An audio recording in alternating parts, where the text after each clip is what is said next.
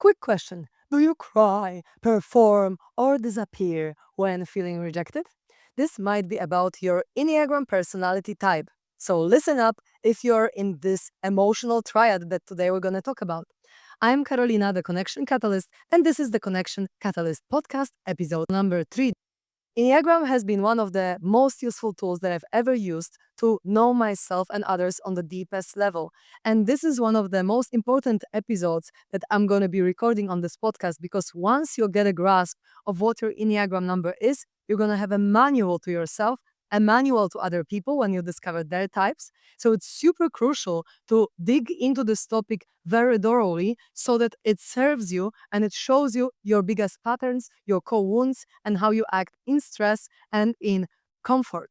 So we're going to talk about specific types today: the giver, the achiever, and the artist. And because most of this podcast will be directed to number 3, the achiever type, who also from the previous episode we know has wings 2 and wing 4, because 3 is in between 2 and 4. This whole episode will be pretty much a manual to functioning if you are a high achieving man, leader, entrepreneur, visionary with these specific traits. And if you feel that the most foundational emotion that you have felt in your everyday life was shame. Because as high achiever, you might also be other numbers of Enneagram, but most high achievers have this core wound of the Enneagram number 3 that I'm going to talk about in a moment. This episode is also actually better watched on YouTube rather than listened to on Spotify because sometimes I'm going to show you the graph, and on the graph you visually can see what's going on there, so it's going to be easier for you to remember. So let's start with the giver personality type number 2. Why we're starting from 2? Because the emotional triad starts from 2, 2, 3, 4. The giver sometimes is also called the helper or the carer. So these are people in Enneagram number 2 that really love being useful, helpful, needed, valued, appreciated, and loved. To earn love, they feel like they need to give and they need to help and they need to support others. So their core fear is actually to be unwanted or unloved or disposable, right? So they are not needed anymore. And they really don't want to feel selfish and they don't want to feel unimportant. So they are usually suppressing the part of them that is selfish and perceive themselves as selfless. So for this personality type, it's actually a big breakthrough when they realize that everything that they are giving for others is actually very selfish because they are doing for their own sake. My best friend is a giver and my mother is a giver, so I know this personality quite well. And I'm going to also generalize here. And I was already mentioning in the first episode that I'm going to talk about the unhealthy traits because the healthy Enneagrams are very similar. They are all loving and they're all giving unconditionally and so on. But I'm going to talk about these unhealthy traits so that we can actually see the areas for growth. And you might not resonate with everything that I'm saying if you're an Enneagram 2 or any other number that I'm going to be mentioning, but you might resonate with some traits because you might have already outgrown some of these patterns that I'm going to mention. Having said that, let's talk about the good traits of the giver, shall we? So the givers are very warm, very loving, super empathetic because they are helpers, so they can really attune to people around them and exactly know what they need, and they are really good at meeting these needs. They are super loyal in relationships because they care about others, of course, and they are very nurturing, very encouraging, very supportive people. And when the giver gives unconditionally, you can really feel they are the most generous, the most big-hearted people. And they are really like a walking love in action, you know? They are present, they are open-hearted, they are deeply relational. And my mom is like that. And she's always so attuned to what I need, sometimes even better knows what I need than I do. Before I even guess what I need, she already has given it to me. So it's pretty interesting how the giver personality works. And I absolutely love givers. I resonate with them a lot, especially that I'm also a loyalist and we have the same kind of the other subtype of the Enneagram that I haven't talked about, but I'm going to open this loop here and end it later because I have a lot to say about the giver first. But yeah, both givers and loyalists are super loyal. So of course we like to hang, we like to be with each other. So oftentimes we really just vibe, right? So then the unhealthy giver, the shadow traits of the giver, they can actually manipulate through giving. They can be really attached to the outcome of their giving. So, for example, I have given you this, so now you need to do as I say. So they can be very controlling especially that, as I'm going to mention soon, in stress, the giver becomes the boss. So in these kind of situations, especially, they can be controlling, and they have actually difficulty recognizing their own needs and difficulty expressing them, because they learned in childhood that to give is okay, and in fact to give was rewarded, right? To give yourself up and to self-sacrifice, it was rewarded. But then to be selfish, to take care of your own needs, was punished. So when the giver expresses themselves in the shadow aspect, they give to get love back or get something else back, whether it's appreciation, whether it's something else. So sometimes they also can struggle with boundaries and saying no because they want to give to others, right? So, and if, especially if they haven't discovered their own needs and they don't know what they want, it's so easy for them to say yes to something that they don't want to say yes to, and then actually resent or be frustrated or be angry about giving something that they don't mean to actually give, which wasn't true for them to give, right? So, yeah, they can be resentful also when just the giving isn't returned or appreciated or just reciprocated. So even though the givers can be super nice, they can also be over giving, sacrificing themselves for you and then resenting you for it. They can be intrusive because they want to help, so they would put their nose, into everything. Like I have this family member that just needs to know about everyone, everything what's going on in the family, and then tries to help everyone, even if no one asked them for it, right? So they can be really controlling in this way for your own good because they do it to help you, right? Some givers in an unhealthy way struggle with this question: who am I if I'm not needed? For example, there could be a mother that raised their kids, and then when the kids grow up, she feels like she doesn't have any value because she has no one to give, right? So maybe she needs to, I don't know, take a dog or adopt another child, in order to feel like she takes care of someone, or maybe meet her needs for caring by, I don't know, going and helping older people, or something like that, because the givers really need to be needed and there is nothing wrong about it. But we need to also look at this shadow aspect where the giver doesn't know really who they are when they are not helping, when they are not needed by others. And there is one thing that I want to mention here, because the giver can have wing one because it's a two, right? So as we see on the graph, can have wing one or three. So the two wing one are the people who will take a lot of action, who will have more so the emotion of anger within them in comparison to wing three. The wing three really wants to give the impression and achieve the specific result. So wing three, because it's a combination of giver and achiever, similarly to wing two that I'm going to talk about soon, are like chameleons a bit, because they want to give you the best impression and they want to achieve the best result. So they might wear masks.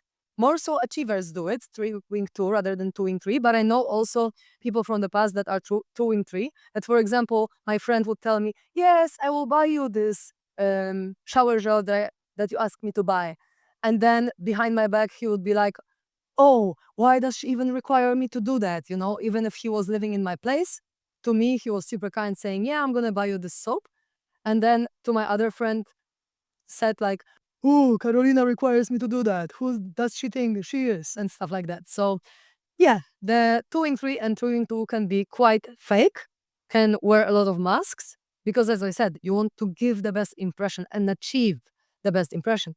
So if you're a giver, pay attention to this pattern so that you are authentic in your relationships, because otherwise these people are in relationship with your mask and not with you. So you want to avoid it by checking with yourself. Okay, what do I need right now? What are my boundaries? What is my truth?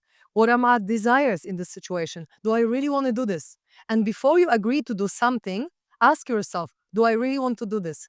Is this my truth? Or am I just feeling the emotion of the other person because I'm so empathetic and I just want to give them so much so that I'm going to do as they say and then subconsciously resent them for that because I didn't actually want to do it?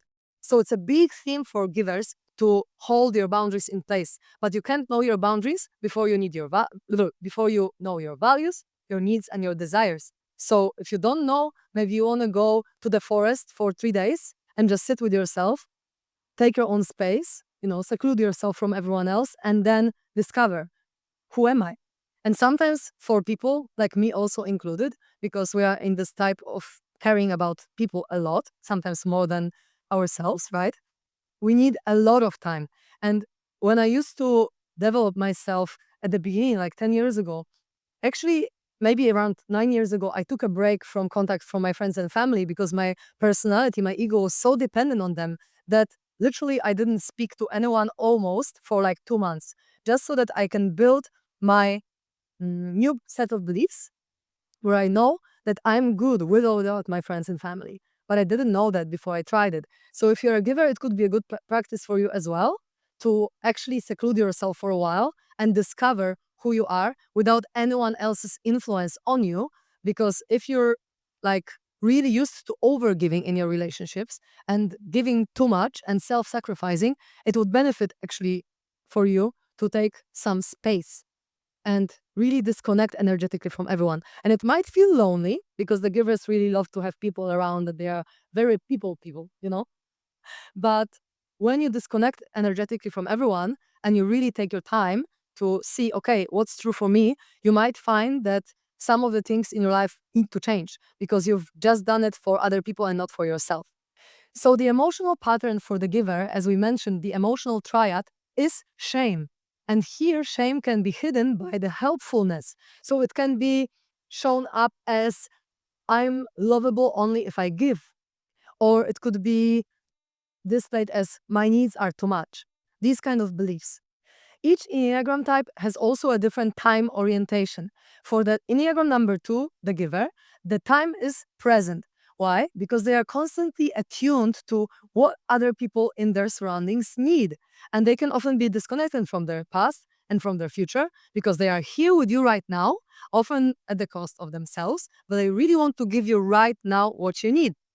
So, what are the relational patterns that the giver can encounter? First of all, they can become a rescuer, a savior, right? So, you might go into the relationship with, let's say, a drug addict, thinking that you're gonna get him out of it. Or you might be a victim. I have given them so much and they don't appreciate me enough, and I'm such a victim because I've put so much energy into them, so much resources, and no one appreciates it, no one values it, and no one gives me back as much as I give. Or givers can be too much of emotional supporters. They can hold space for other people too much and not enough for themselves, as I mentioned. And they can also attract emotionally unavailable partners and feel the safest when they are super necessary, right? So the growth comes from learning, especially for the giver, how to receive, because the givers are so good with giving. But when it comes to receiving, it's like, oh, my whole nervous system doesn't know what is going on, right? So they need to learn how to receive. I was even talking to a friend yesterday, two friends that are one wing two and also two wing one, I think. So they both have the same pattern or used to have where they could not really receive. And even though my friend told me that her partner gave her a credit card and said, buy whatever you want with this, she actually struggles to use it. And she feels so weird, like receiving, right? Because the giver can also have the pattern of I don't deserve to receive. And I'm not worthy of it unless I give, unless I take action, unless I contribute. So they see things as transactional, even love as transactional, conditional, right? So I'm only gonna give you this if you give me this. Or only if I give, I'm gonna receive approval, appreciation, and love. Of course, from the parents and caregivers in childhood, this is where it stems from, right?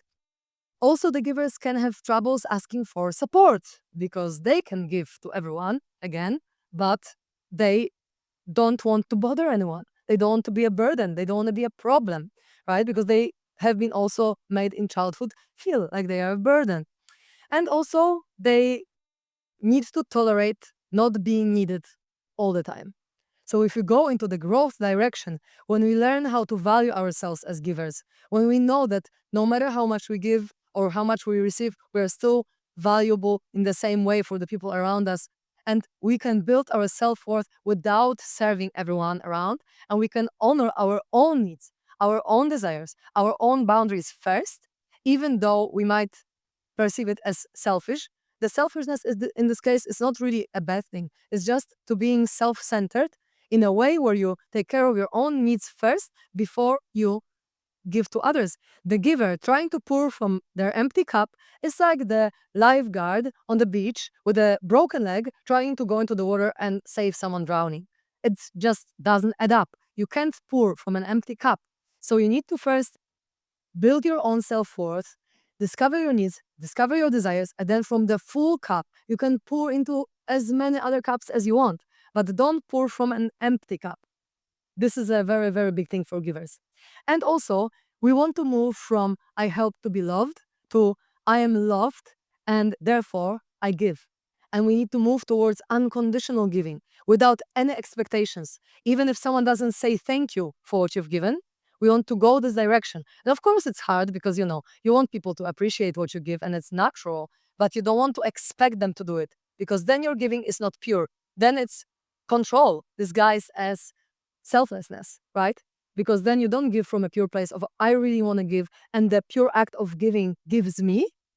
But it's like, okay, I give to receive something, fill in the blank, whatever it is, appreciation, or love or whatever. Attention might be also. It doesn't necessarily mean that all givers give too much, but sometimes they just forget to give to themselves. And this is where the imbalance occurs, and this is where it becomes unhealthy. So, as we see on my favorite graph, in stress, the giver becomes the boss. Number 8. We can see this arrow, right? So when the type 2 feels unappreciated, taken for granted, emotionally rejected, burnt out from giving, or anything like that, they move into the bad qualities, quote unquote bad, of type 8. So they can become very controlling, very domineering. They can suddenly have anger outbursts because they suppressed a lot over time by not expressing their boundaries, right? Because they are givers, so they struggle with their boundaries. And they have this, like, I've done so much for you, so now you have to do this for me energy. And they can become really confrontational, really sharp, really demanding, or just emotionally explosive. And, they can switch from helper to enforcer. And, it's not like they become mean, but they finally have access to the anger they've been storing and denying within themselves. Because, when you're a giver and you're a helper and you are really relationally dependent, then you can't really express anger because anger is bad, right? We learned in childhood that, for example, good girls don't get angry. So then we suppress the shit out of it. And then we have so much accumulated stress that we go into the boss, the most controlling personality of all Enneagrams. So, yeah, the givers can be the sweetest when they are in chill and they're in neutrality, but they can be real assholes when they are in stress sometimes. And yeah, I've actually experienced it firsthand. On the other hand, when the giver feels in chill, they are relaxed. Let's look at the graph. They become like an artist. So when they feel safe or loved without conditions, or they don't feel like they need to earn their place or love, they moved into the good qualities of type 4, which is the artist. So they become emotionally honest and self aware. Artist is a very deep feeler in Enneagram, the deepest feeler, I would say, and they acknowledge their own needs. They allow the vulnerability without fixing anyone.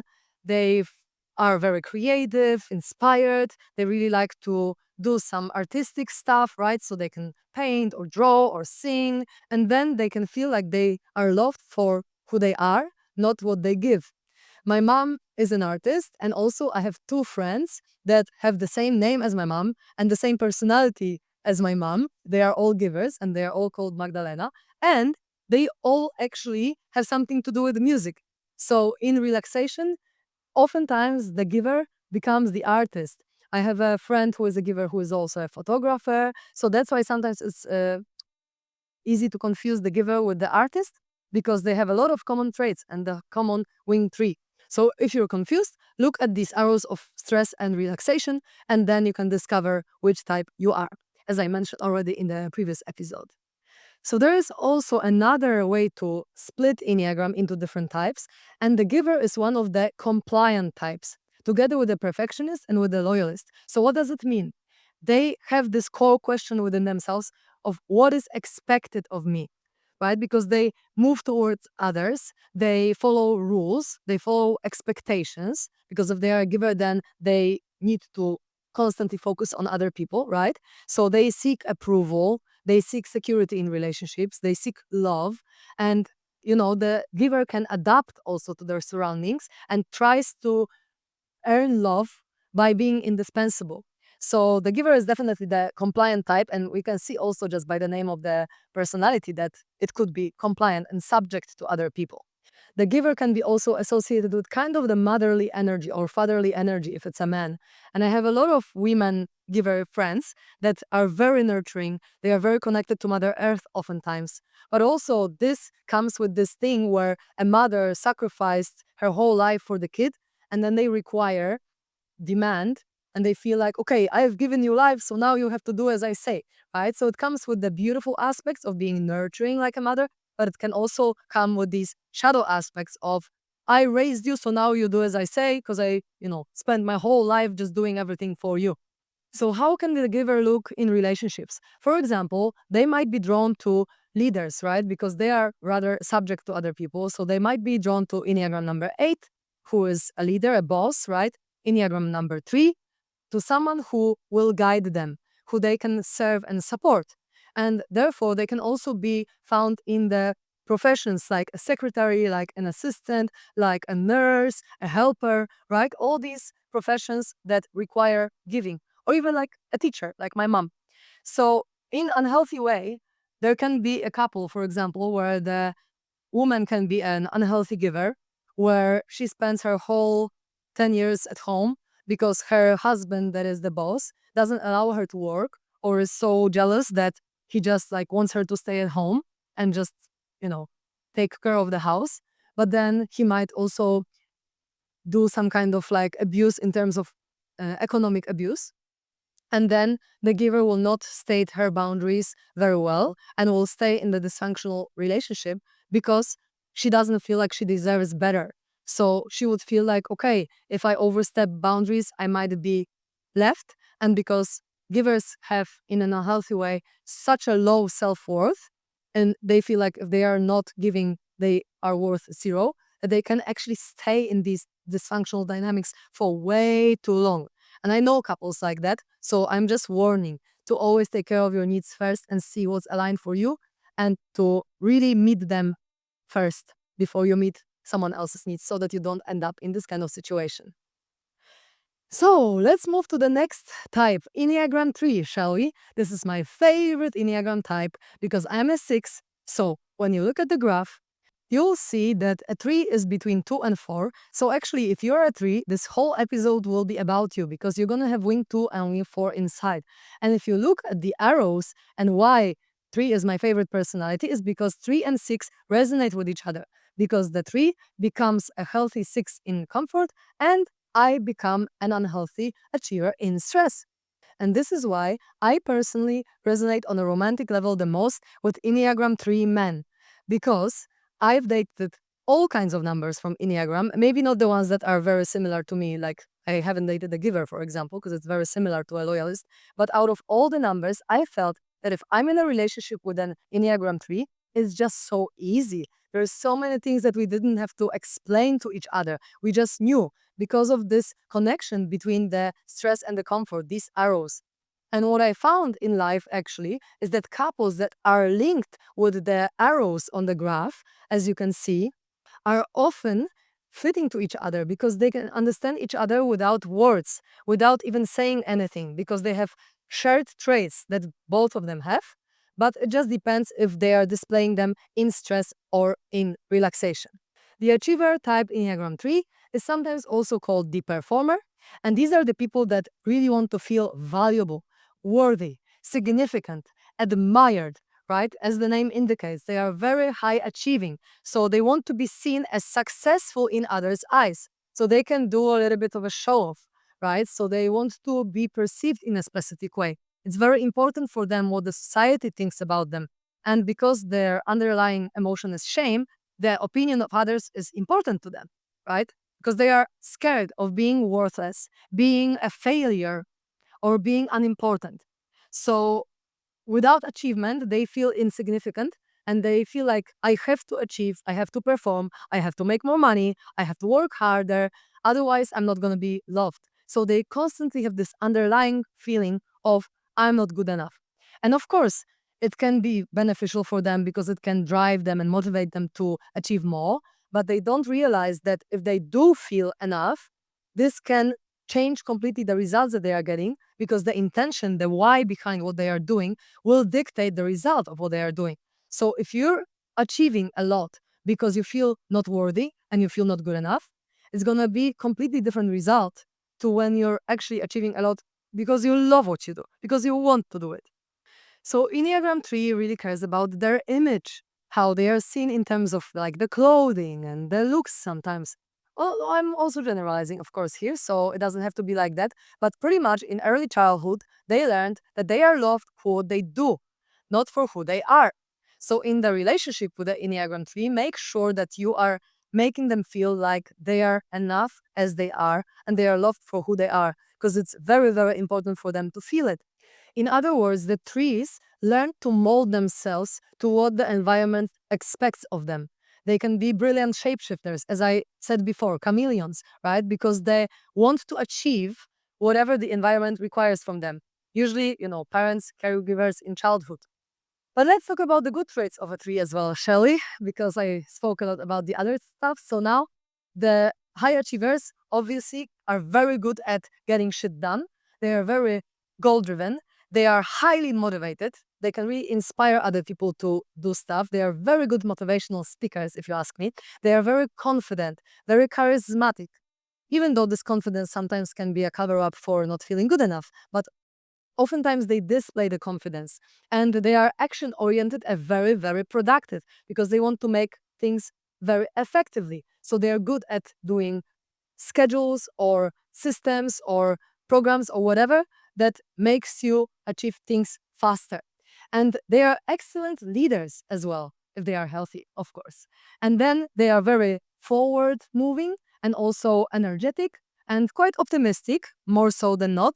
Especially Three Wing 2 might be optimistic. Three Wing 4, because it has a little bit of an artist that is more melancholic, might be a bit more depressed in their energy. But generally speaking, the trees are like optimistic about their future and about what else they can achieve in their life. And they, generally speaking, believe in themselves, or at least this is what they display when they are healthy or when they are just covering up their I'm not enough pattern, right?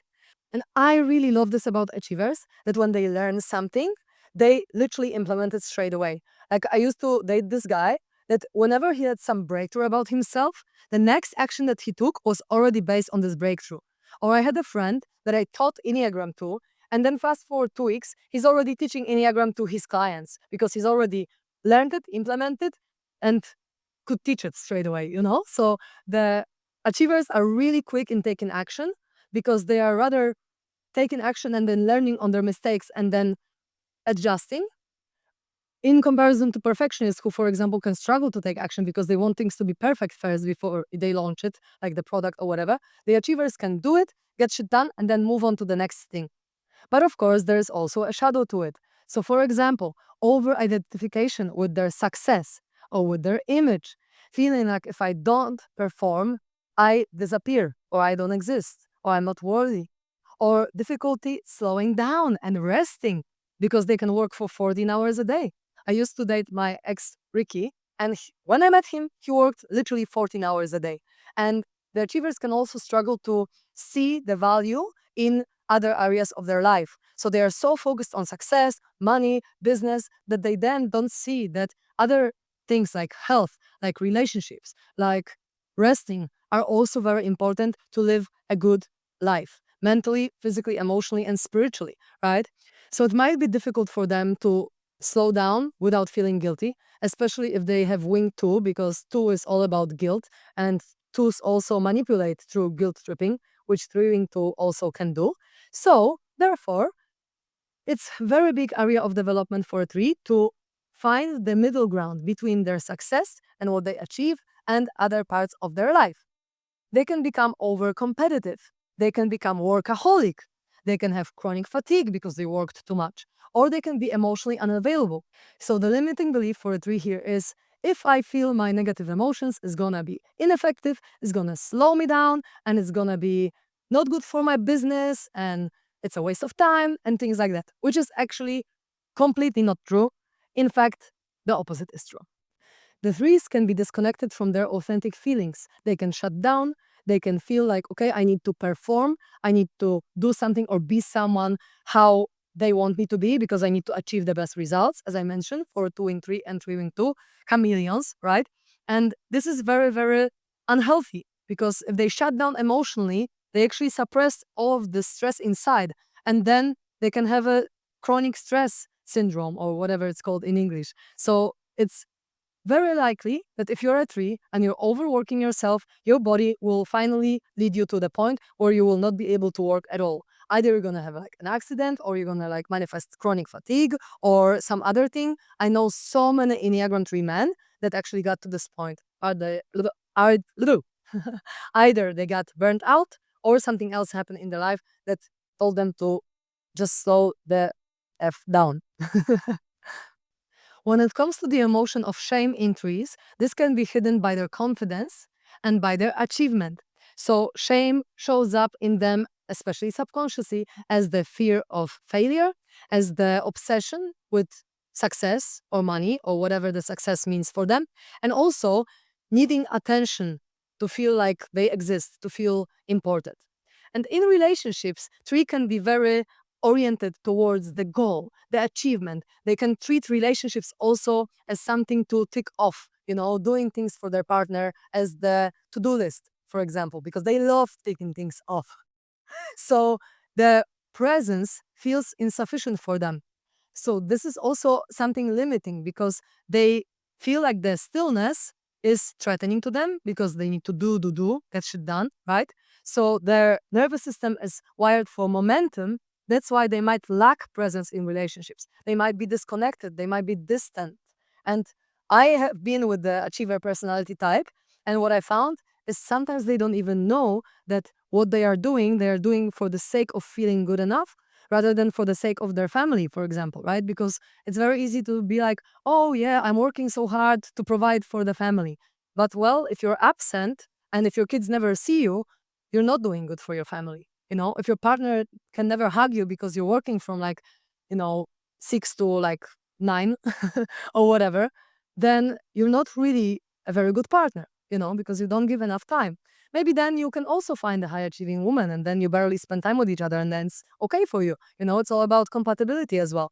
But if you want to build successful relationship as well, you need to be aware to put as much priority on your relationship as much you're putting on your goals, on your achievements, and on your mission in this life. Because otherwise, if you're not going to prioritize your relationship at least equally, it's probably gonna fail. And you don't like failure. So better not do it. So in relationships, they often choose the partners who admire them or who need them because they need this admiration. They need to be seen. And they may confuse productivity for intimacy. That's a classic, right? Because they show love through action and provision. But that's not sometimes what the woman or the man needs. Sometimes we just need your presence. But we need to learn as achievers that vulnerability does not reduce value. In fact, it adds to your value. And emotions are not weakness. It's actually strong when you can express them as they are.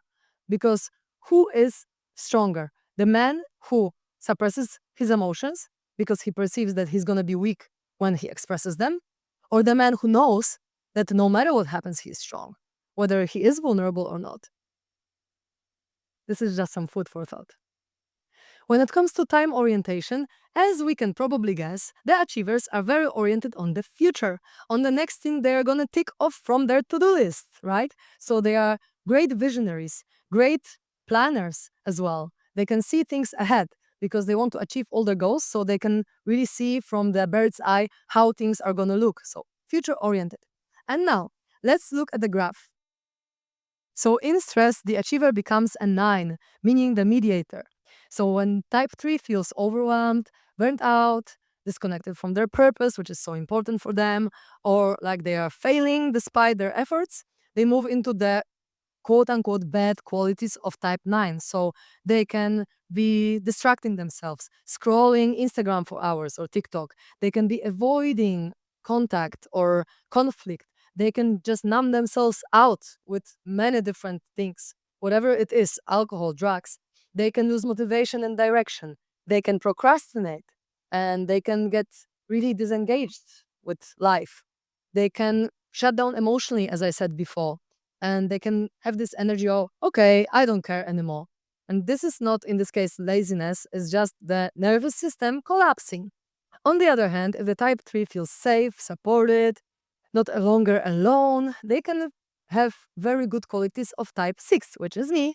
And how it looks is they like to collaborate and they don't want to compete anymore with each other. They can be very loyal, very committed. They can be very honest in their self reflection. They can ask for support. They value truth over how they are seen, over their image. And so the growth lesson here is like, I don't have to do everything alone. When it comes to the other subtypes, Enneagram 3, together with Enneagram 7 and Enneagram 8, belongs to the aggressive slash assertive group. So for this group, the core strategy is I go after what I want. So they are the people that move against life, not away from it. And they really take initiative in what they want. They set goals, they go for it, and they push the energy outward to actually do something. And also, they can avoid helplessness and vulnerability. So when I dated Enneagram 3 men, it was so interesting because they all displayed the same traits. They were all really driven. They all had their routines in place, right? Every day doing the same things because that made them feel like another thing is ticked off in their calendar. They all were feeling like they need to shut down when they were overwhelmed by emotions. They had to have space on their own because also I dated mostly 3-wing 4, not 3-wing 2. So this is a 4-wing, but I'm going to talk about 4 in a moment. That's why it was like that. And they were all like very results driven. But for me, it's actually great because I love ambitious men. It's very hot for me. And also, I felt that sometimes they didn't see the value in things that I saw the value. So I had a friend, for example, who only hung out with other business people and no one else because the achiever can be also very focused on the result. So if I don't see that this person is bringing something that I want into my life, I'm not even going to be friends with them. I'm not even going to put my energy into it, right? And as soon as this person saw that, for example, someone has other value because they are, let's say, better in relationships, not necessarily in business, and they wanted to grow in relationships, suddenly this person that is like, let's say, a couples therapist was more valuable to them and they wanted to hang out. So the achievers can very often place the importance on the relationships only that give them something in return. This can also be linked to the unhealthy giver pattern in here. I could give you even more examples of how Enneagram 3 acts in their life, but in this podcast, I'm gonna give you heaps of them because this is mainly directed to leaders and high achievers. So stay tuned, subscribe, and listen to more episodes where I'm gonna be going into more depth with specific relational dynamics or situationships that can occur for this Enneagram type. So right now, I'm gonna tell you about the next type, which is Enneagram number 4, the artist. So, the essence of the artist is the belief I don't belong. And they learn very early that something essential is missing in them. They are very individualistic. They need to feel like they are unique. They are also called the individualist. So they feel like they need to understand and express their true authentic self. As the artist, right? You are a musician or you're a painter, you want to just express yourself. And they want to find the meaning, the depth, and the emotional truth. And because I'm also very deeply emotionally connected to myself, I often resonate with artists. So many of my friends actually in my life have been artists because I'm a musician as well. So I love the depth that they bring. I love the creativity, the inspiration, the beauty because they are very aesthetically driven. So I just love artists. And their core fear is to be insignificant, be ordinary, be without identity, and not to belong, as I mentioned before. So they don't want to be unseen and they don't want to be misunderstood. They are really feeling so bad when they are misunderstood. They have a lot of resistance to it. But oftentimes they also act in a way where people can understand them or they don't express themselves enough. So then how the hell people should know what you feel or what you think if you don't even tell them, right? Because they sometimes struggle to express their truth, especially if they are in stress, because then they become an unhealthy giver. That I'm going to talk about soon. Because the artists learned that they need to rely on themselves oftentimes, or that something is missing in them, or there is something wrong with them in early childhood, they might be deeply introspective. They might focus internally, sometimes even if it doesn't really serve. So they might be too much introverted, if unhealthy, and they might not take care of anyone else's needs, being very self-absorbed because this was their safety mechanism in childhood. They might be emotionally sensitive. Some people might even call it oversensitive, although I don't believe in that, because every emotion that you feel stems from some kind of childhood experiences. So it makes total sense based on your own history. And they might be also very identity focused, how they are expressing themselves to the world. They might be oriented towards being exceptional, being unique.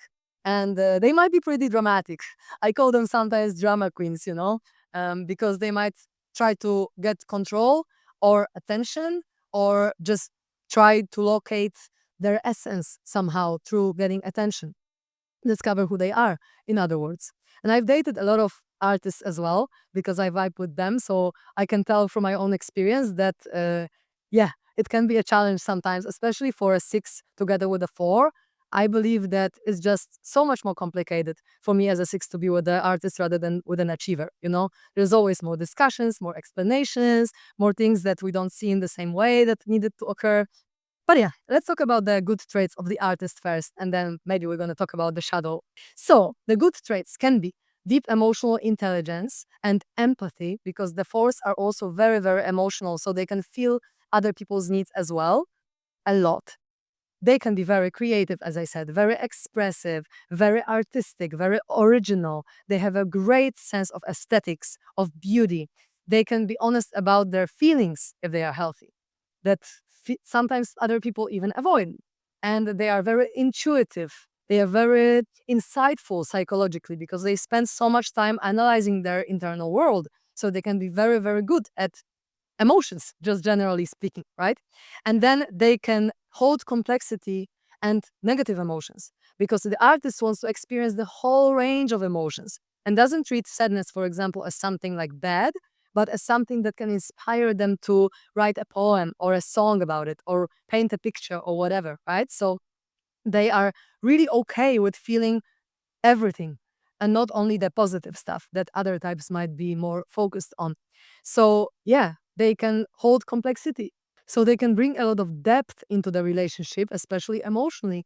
But this also has a shadow side because artists love swimming in their drama, in their sadness. And that's why they are actually the most prone to get depressed or even to commit a suicide out of all the Enneagram types, because when they are feeling sad, they are really feeling it, but oftentimes they don't feel it to the bottom, so they feel 80% of it and they just stay there for weeks or months rather than feeling everything, 100% of it, and then releasing it all. So they might be very focused on the suffering, and even their identity can be built around their suffering because they feel like if I now let go of this pain, like I lose and waste all this time for so many years that I've spent feeling the pain.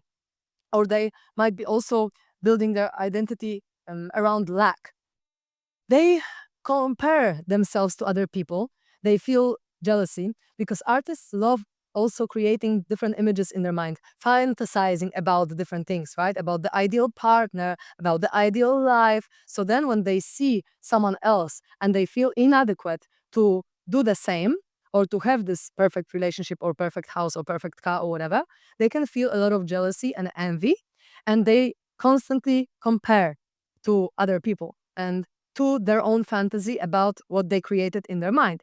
So this visualization and daydreaming can be a good trait when you want to use it for visualizing your dream life, future self-work, and so on. But it can be also very draining when you constantly live in the idea that you want things to be so perfect and then you are disappointed with the reality and dissatisfied with how it is because you're daydreaming so much about the perfect world, which does not really exist oftentimes.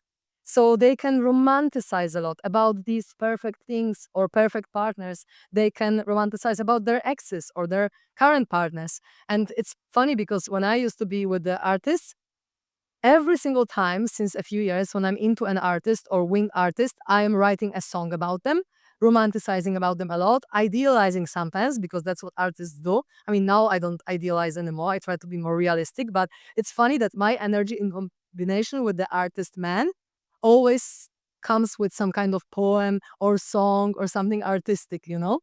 So in my relationships, but also for other artists, it could be like that. These people can be very volatile emotionally. They can be also very moody, extreme in their like mood swings. And also they can feel misunderstood while pushing other people away. So they don't say what they mean, but then they push everyone away and then they are surprised that they are misunderstood. It's like, okay, you didn't say anything. So how could I know? And also, they withdraw a lot. There's their survival coping mechanism where they are not seen or appreciated. They can be very, very withdrawn and need massive amounts of space. And of course, like if you're an artist, you also need massive space to create something because, someone is standing above you and like, when are you going to paint this picture? You're not going to do it, right? You need a lot of space for creativity for yourself. But also, it could be something very unhealthy if the amount of space that you need is just too much, or if you can't be authentic around other people unless you are on your own, So just look at how these patterns play out in you if you see these kind of traits within you. The feeling of shame, that is the fundamental emotion that I was talking about in the emotional triad, is often displayed as defectiveness and feeling like I don't belong, or maybe I am too much in some way, right? Because I'm so emotional, so no one understands how vulnerable I am, how sensitive I am, or feeling like I'm fundamentally different and feeling shame about that. These are the people that, I don't know, maybe they are from a different race and they moved to a school, to a completely different environment where everyone was seeing their difference and then they were like bullying them, or they might just be, I don't know, sexually abused in childhood where no one helped them, so they found themselves in a big pain and they felt like, okay, no one actually takes care of my needs. So that's why they are withdrawing often, because their safety mechanism is to be on my own, that being on my own is safer than being with other people. More so than not. It's not for all the artists because it also depends on the attachment style that I'm going to be talking about in the further episodes. But oftentimes, this is their mechanism where they need to just take their own space to find safety within, to find safety in the internal and not external world. So in relationships, the artists want to be seen, want to be chosen, want to be understood, and they oftentimes want their partners to be loyal. They choose depth and authenticity. They really want to be themselves and want to be valued for who they are. And they need reassurance without losing selfhood, the sense of self. And they are very sensitive to rejection, but also just to emotional distance and to any other emotion, really, because they are so empathetic. So they are very, very, very sensitive. Oftentimes, also to things like smell, like taste, like just energy in the room or places or crowds or whatever it is. And they can sometimes unconsciously test love to see if they are safe or not. Sometimes I depict the especially unhealthy artists as the sorrows of young Werther, like the martyr, like someone that really goes into the depth of how painful the life is and so on. Because as I said, this gives the people inspiration to create, to write, to sing, to dance, or whatever else. But especially for wing 5, because I haven't spoken about the wings, but if we look at the graph, we can see that a 4 can be 4 wing 3 and 4 wing 5. So the 4 wing 3 will be more driven in achieving their goals and usually more outgoing to other people as well, whereas 4 wing 5 will be more withdrawn.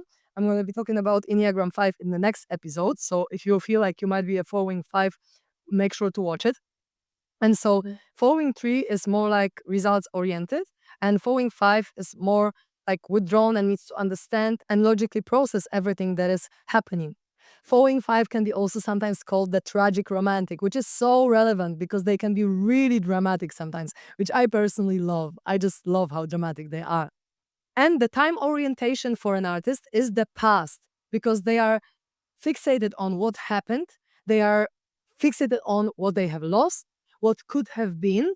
Sometimes for an artist, it's really hard to let go of their ex-partner. It can take years. Like for one of my friends, it took literally like 3 years to let go of her ex. And always she is like hooked on what happened and processes internally multiple times, millions of times, what happened before and what could have gone better, especially as a following 5, because 5 is also focused on the past. And they could be very focused on the memories and they could be feeling this longing, you know, as I said before, they idealize their world. So they look at the past and think, oh, how this could have been better. So for the artists, unfortunately, the present moment can feel quite flat in comparison to the emotional intensity that they feel while they are fantasizing about the future or fixating on the past.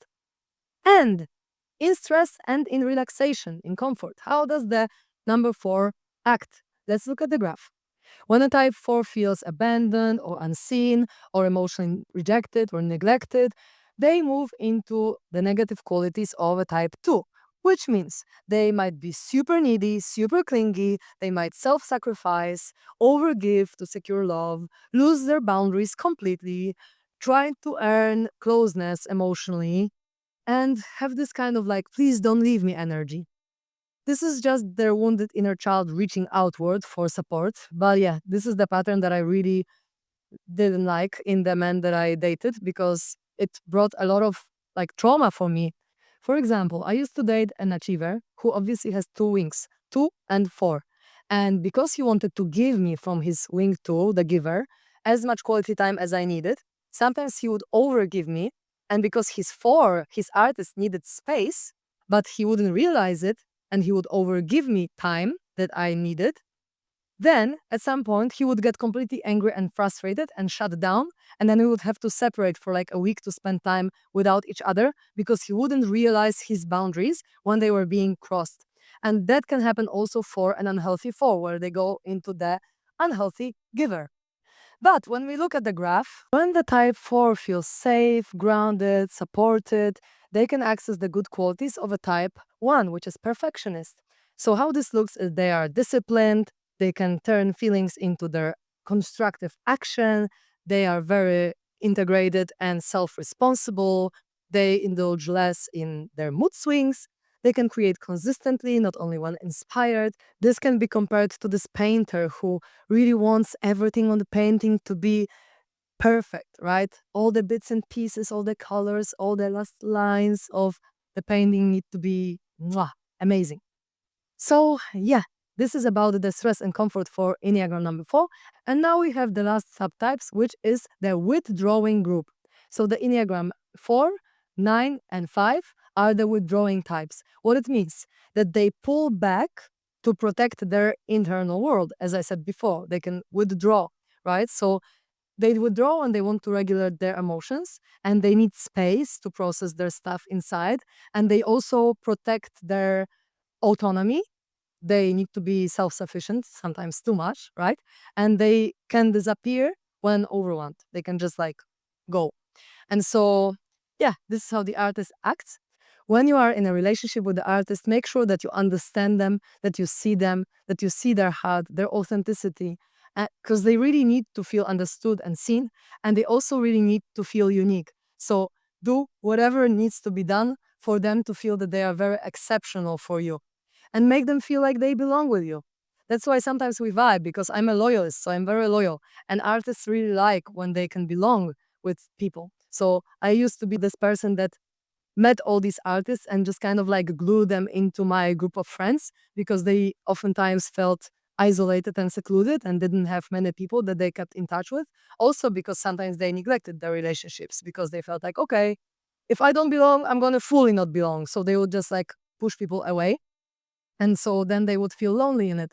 And the artists are the people that you see with lots of tattoos or, blue hair, because it's like, okay, if I don't belong, I'm going to really not belong and do something really crazy with how I look or how I act so that, the not belonging is kind of like reinforced.